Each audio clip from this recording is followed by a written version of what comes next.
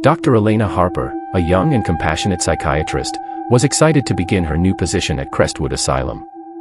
The asylum was an imposing, Gothic structure set on a misty hill, its walls steeped in a century of whispered horrors. On her first day, the staff warned her of Ward Z, a locked section of the asylum that no one was allowed to enter. "It's been sealed for decades," one nurse said with a shudder. "Nothing good ever came from there." Elena dismissed the rumors as workplace superstition. Yet, over the following weeks, she couldn't ignore the oddities. At night, when the asylum quieted, faint whispers and muffled cries echoed down the hallways near Ward Z. Some nights, she swore she heard banging on the rusted metal doors. Determined to understand the truth, Elena began investigating Ward Z. She scoured old records but found almost nothing, only vague mentions of its closure after a scandal in the 1970s. The lack of information only fueled her curiosity.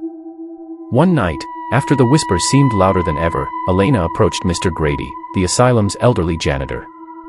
He had worked at Crestwood for over 40 years and was one of the few people who might know the ward's secrets. Reluctantly, after much persuasion, he agreed to unlock the doors for her.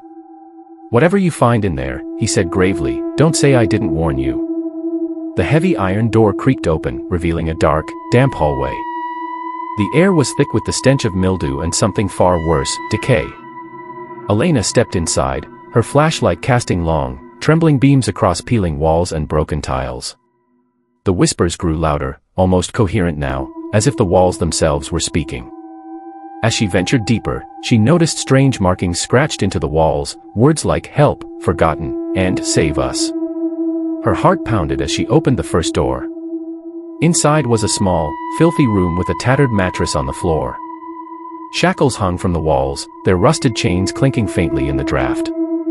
Further down the hallway, she found more rooms, each more horrifying than the last. Some contained piles of rotting bedding, others held decayed furniture and remnants of old restraints. Then, she reached the end of the hall, a larger door reinforced with thick iron bars. As she hesitated, the whispers behind the door turned into soft moans. Summoning her courage, Elena pushed the door open. What she saw made her gasp in horror. Inside were a dozen emaciated, trembling figures, men and women of varying ages, their clothes tattered and filthy. Their hollow eyes glimmered in the dim light, and their pale skin stretched tightly over skeletal frames. They recoiled at the light, shielding their faces and moaning softly.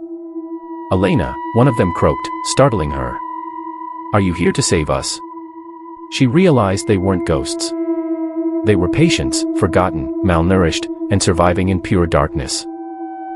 They told her they had been locked away decades ago by the asylum's corrupt administration, which wanted to hide its failures rather than treat its most difficult patients. Over time, they had been abandoned entirely, left to rot in the darkness. Elena's shock turned to resolve. "I'm getting help," she promised. But as she turned to leave, the patients' pleading voices rose. "Don't leave us. They won't let you out. They'll lock you in here with us." Elena hurried back toward the door, but it slammed shut before she could reach it. The whispers returned, now louder and more frantic. Shadows seemed to move on their own, stretching across the walls like grasping hands. She banged on the door, screaming for Grady, but the only response was her echoing voice. The patients gathered behind her, their hollow eyes filled with despair. "We told you," one of them whispered. "No one leaves Ward Z." The lights flickered and died, plunging the room into pitch darkness. In the silence, Elena felt cold, bony hands gripping her arms. She tried to scream, but a rough cloth was shoved into her mouth.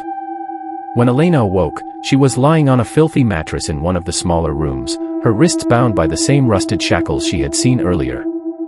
Outside, she could hear Mr. Grady's voice. "They always go snooping," he muttered. "Curiosity kills the cat, as they say." Elena screamed, but Grady's footsteps faded. The whispers returned, joined by the faint laughter of the other patients.